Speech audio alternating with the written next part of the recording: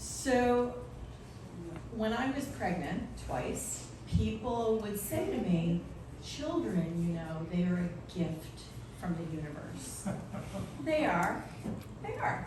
Now, at first, mine were kind of bad gag gifts. They cried a lot, and they pooped a lot, and they messed, especially the first one, they messed with my sleep. It was like being tortured. It was terrible. But eventually, they learn to smile, and they do that thing where you give them a bath, and then they're damp, and they're clean, and they smell good, and they snuggle into you, and they're lovely. And they talk to you, and you can teach them things. Like Andrew taught how to throw a ball, and I taught how to bake a cake, and we taught them, don't be a dick. You know, you teach them things, right? That's what it all boils down to, right? You could say whatever, but that's, okay. And they would teach us things too. We learned things. We learned children are a very expensive habit. But we also learned how hard we would try for other people. We learned how much we could love other people. I learned, personally for myself, that it was very important to me in the context of my relationship with my kids to assert my personhood. That I needed them to really understand that I was more than just their mother. So, you know, I didn't want them, I didn't want Emily, especially my older one, touching my lipstick. I needed them to treat me with respect. This was very important. So it's 2006, and Emily is in 4th grade, Jonah's in kindergarten, and I go to pick them up at school one day. And the way it works at school pickup, at least then, I don't know what they do now, but you would go to the gym and your kids would come to the gym, and then you could claim your kid and you could leave. And Jonah's already there because the kindergarten classes walk the kids, but the older kids, they walk themselves to the gym. And Emily walks into the gym, and I can see she's only 9, you know, she's small anyway, but she looks extra small. And she quietly looks at me and says, Mrs. Simon wants to see you. And I think, what's that all about, right? And I say to her, why? And she kind of doesn't answer. And I say, okay, stay here with your brother, and I'll go. And now I walk up the hallway like a little salmon going upstream against all the children coming this way. And when I get to Mrs. Simon's classroom, she is waiting for me outside with her arms crossed. Now, Mrs. Simon is an experienced teacher. She's been at this like 30 years, but she's nice, we like her, she's not, you know. And I say like, you know, what up, Mrs. Simon? And Mrs. Simon says, well, she says, Emily has been bringing this little self-inking rubber stamp with a rubber ducky on it to school this week. And I told her not to do that because it was a distraction. And she brought it to school today, and I took it away from her. Okay, so far so good, this makes sense. And when my back was turned, Mark Conrad tells me that Emily raised her middle finger. Okay, now let me just say, as far as the Mark Conrad told, Emily probably had that coming. She had probably ratted Mark Conrad out about 18 times on the recess yard so far that year. But Mark Conrad took this opportunity for sure to rat Emily out. But Mrs. Simon is pretty clearly conveying to me that, like, this is unprecedented behavior, this middle finger thing, you know? Like, I don't think it's just the first time this year that a 4th grader has flipped her off. I think it's the first time in ever that a 4th grader has flipped her off. And I say, deal with this. And I go back down the hall to the gym, and I say to Emily, we're going home.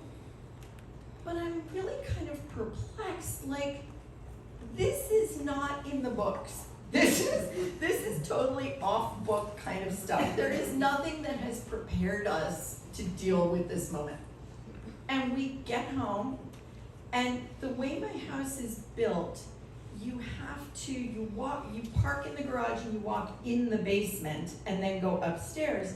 And Andrew has an office in the basement that he works in, and he's home that day, and he's on a call, and he sees this little parade of kind of like small, sad Emily, and I'm gonna be a big mom kind of thing. And he looks at me like, what's up? And I make the hang up the phone gesture. And Emily goes upstairs, and I say, take your brother. And Andrew goes, what's going on?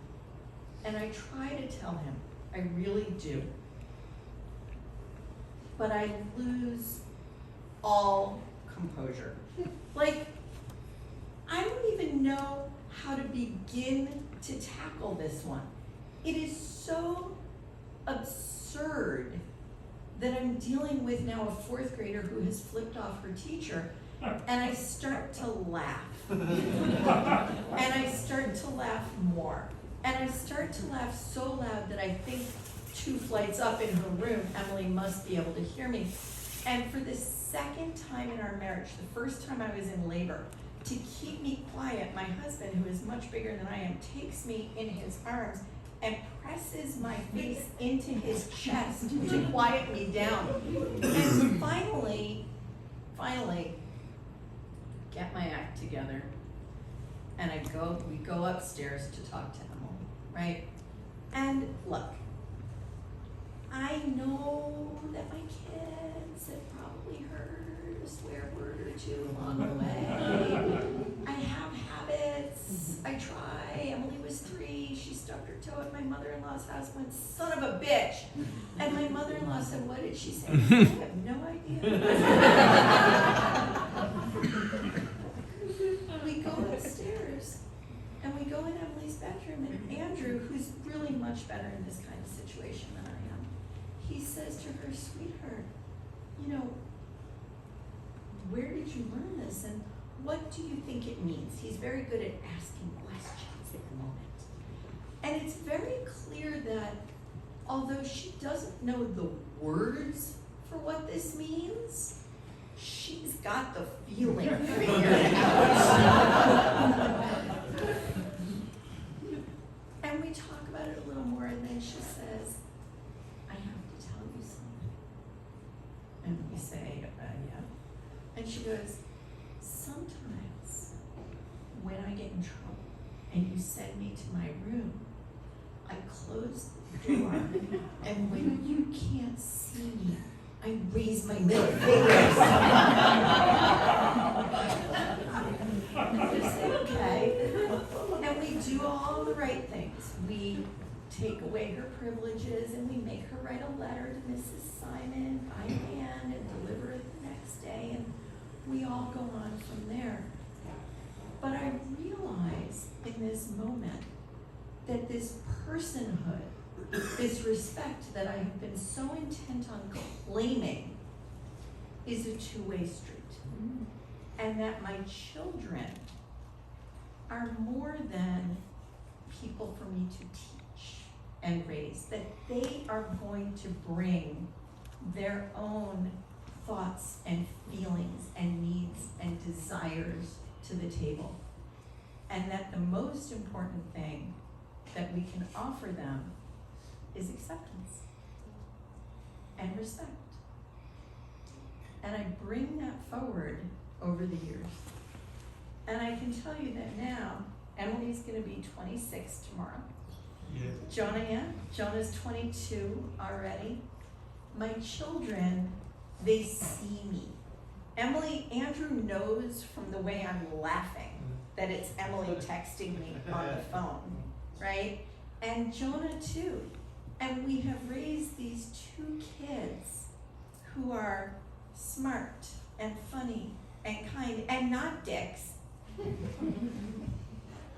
And they are my favorite people to hang out with. I don't just love them, I get to like them. And that is the greatest gift of all. Thank you.